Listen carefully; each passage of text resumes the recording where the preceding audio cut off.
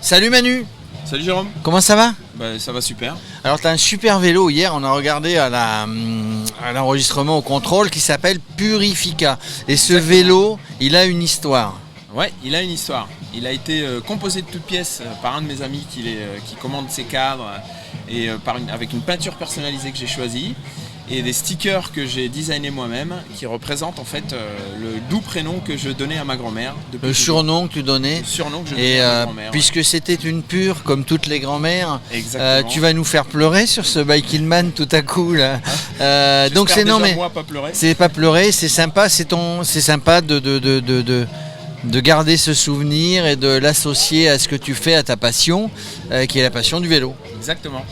Donc, c'est ton premier Biking Man ? C'est mon tout premier Biking Man, ouais. Qu'est-ce qui t'a pris de t'inscrire avec les fous là ? Déjà, il y a 3 ans, j'avais fait un parcours en solo entre Lille et Coimbra, ici au Portugal. Et puis je cherchais un autre type d'événement, mais plus en groupe, avec d'autres personnes en fait qui partagent la passion. Et j'ai cherché un peu partout sur Internet et je suis tombé sur le Biking Man. T'es tombé sur le Biking Man, sur les vidéos d'Axel, sur les vidéos de Radio Cyclo qui sont avec Axel. Et ça t'a donné envie. Ouais.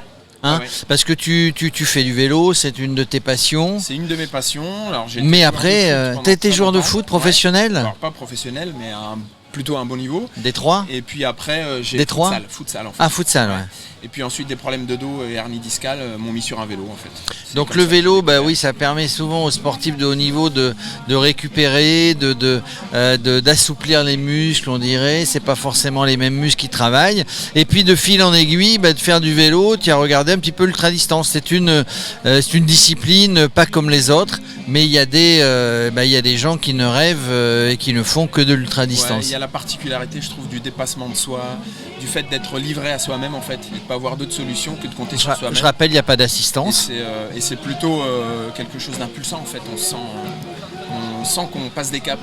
En tout cas, moi, il y a 3 ans, c'est ce que j'ai ressenti. On se met des objectifs. Au fur et à mesure, tu atteins ces objectifs et tu mets d'autres objectifs un peu plus haut du coup. C'est ça. On verra après comment ça se passe. Le deuxième objectif, ce serait d'emmener ma femme avec moi sur D'accord, en tandem. Tiens, il y a un tandem. On a vu les frères Bousquet tout à l'heure. Ta femme fait du vélo aussi. Elle roule un peu avec moi, 60, 70. Vous êtes sur quelle région ? On est à Lille. On est à Lille. Alors Lille, c'est vrai que tu me l'as dit hier. Lille, c'est plutôt plat. Voilà, ici, le Biking Man, c'est un petit peu moins plat en général. Il y a 20 000 de D+. Là, on est sur 13. Donc voilà, c'est des choses dont tu n'as peut-être pas l'habitude, en tout cas, d'enchaîner et d'école un petit peu à grimper.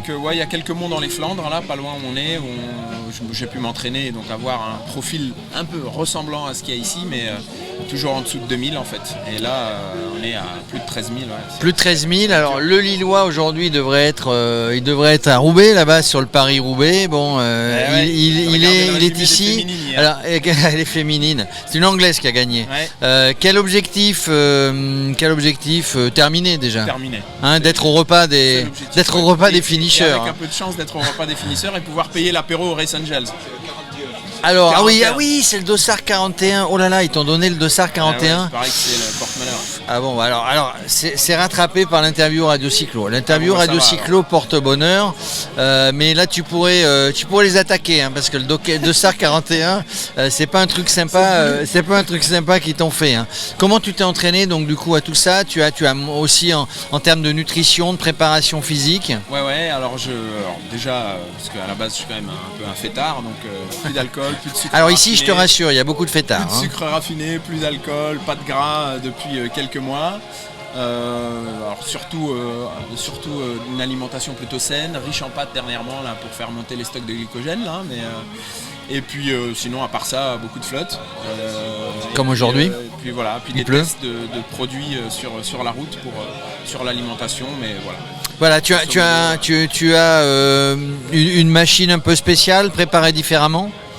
Alors d'habitude je suis plutôt en 52-36 puisque là-haut comme tu disais c'est plat, là c'est 50-34 et 11-34 à l'arrière pour pouvoir grimper les pentes à 12-13% quoi.